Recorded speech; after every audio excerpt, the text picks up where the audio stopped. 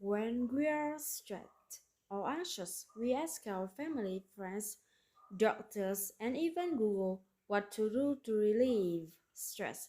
Many popular suggestions are watch a movie, go shopping, exercise, drink, or change jobs. But let's think about these suggestions. In Korea, there is a saying that one is or consumes minds. What does this mean? Let's take a look at Jane. When she's born into the world, she's like this empty jar. One day, Jane scribbles all over the wall with her crayons and her mom yells at her. Jane consumes a mite of anger. Then she is playing outside when a huge pit bull suddenly runs into her and bites her. She swallows a mite of fear. At school, her math teacher calls on her, but she can't answer the questions. Classmates snicker and Jane swallows insecurity and humiliation. As she goes about her life, for every situation, she consumes different minds.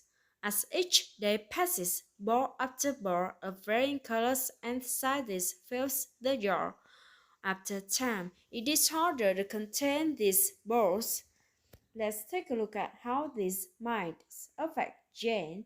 Jane begins working with the condescending coworker. At first, his behavior doesn't bother her too much because it's one red ball, but after the 100th time of rude treatment, she explodes.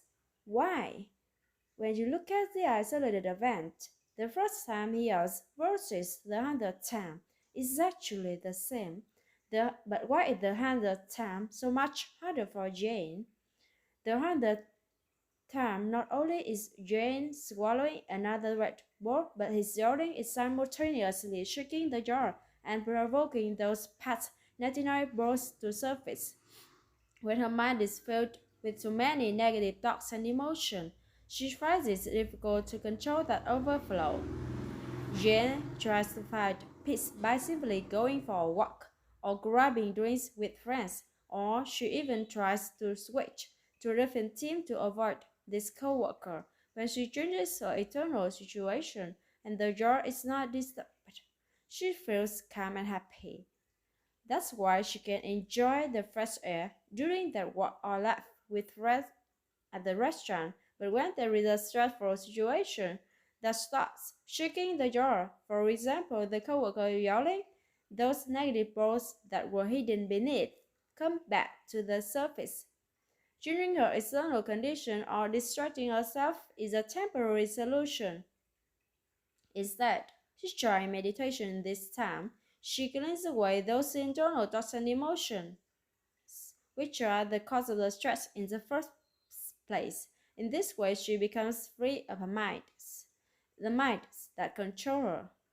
Another encounter with her coworker is just one event. With their baggage from the past, she can operatively see and accept reality and bounce back from the stress.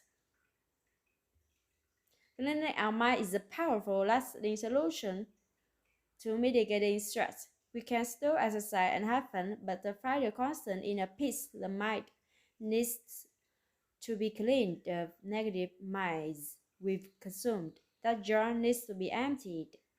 When we clean our minds, we can happily and successfully navigate through life without being burdened by them.